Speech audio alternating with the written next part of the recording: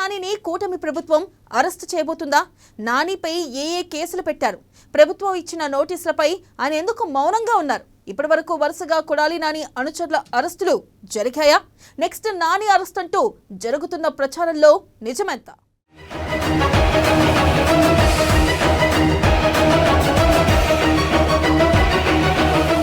కొడాలి నాని అరెస్టుపై జోరుగా ప్రచారం.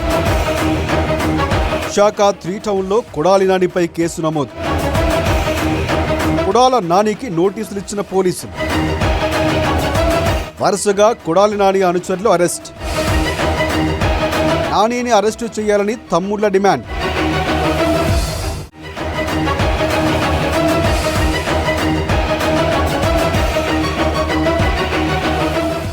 మాజీ మంత్రి కొడాలి నాని అరెస్టు ఎంతో దూరం లేదని ప్రచారం ఇప్పుడు జోరుగా జరుగుతోంది.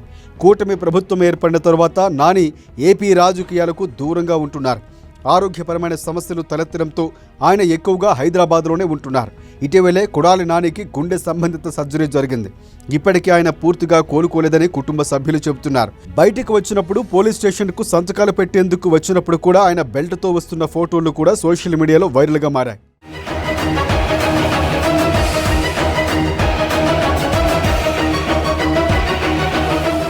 గుడివాడలో తనకు తిరిగిలేదనుకున్న కొడాలి నానికి మొన్నటి ఎన్నికల్లో తొలిసారిగా ఓటమి ఎదురైంది.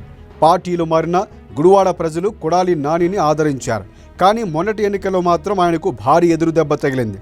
నిజానికి ఆ ఓటమిని కొడాలి నాని ఊహించలేదు. గుడివాడ ప్రజలు తనను వదులుకోరని కొడాలి నాని పూర్తి విశ్వాసంతోనే ఉన్నారు. కానీ అది అతి విశ్వాసం అన్నది తేలిపోయింది. అయితే అధికారంలో ఉన్న 5 ఏళ్ల పాటు ఇటు అసెంబ్లీ సమావేశాల్లోనూ అటు మీడియా సమావేశాల్లో కూడా టీవీ ఇంటర్వ్యూల్లో కొడాలి నాని చేసిన వ్యాఖ్యలను తెలుగుదేశం పార్టీ నేతలు మర్చిపోలేకపోతున్నారు. ఆయన్ను అరెస్టు చేయాల్సిందేనంటూ టీడీపీ సోషల్ మీడియాలో ఎక్కువగా డిమాండ్లు వినిపిస్తున్నాయి.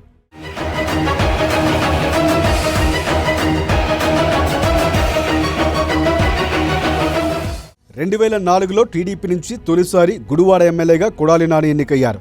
2009లోనూ ఎమ్మెల్యేగా విజయం సాధించారు.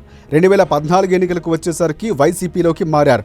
వైసీపీ అధికారంలో ఉన్నప్పుడు దాదాపుగా 2.5 ఏళ్లు మంత్రిగా పనిచేశారు. గుడివాడలో తనకు తిరుగులేదని భావించిన కొడాలి నాని ప్రత్యర్థులను ఒక ఆట ఆడుకున్నారు. దీంతో అధికారం కోల్పోయిన తర్వాత కొడాలి నాని అనుచరులు వరుసగా అరెస్టులు అవుతున్నారు. అన్ని కేసులు బయటకు తీసి పోలీసులు వరుస పెట్టి అరెస్టులు చేస్తున్నారు. తర్వాత వంతు కొడాలి నానిదే అని కూడా చెబుతున్నారు.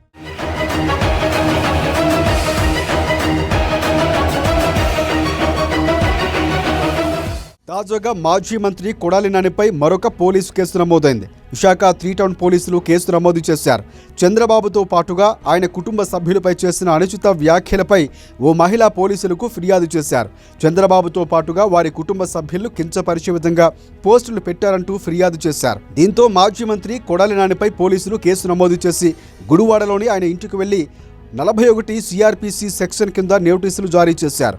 ఈ కేసులో కొడాలి నాని అరెస్టు చేసే అవకాశం ఎక్కువగా ఉందని కృష్ణా జిల్లాలో పెద్ద ఎత్తున ప్రచారం జరుగుతుంది. చూడాలి మరి ఏం జరుగుతుందో.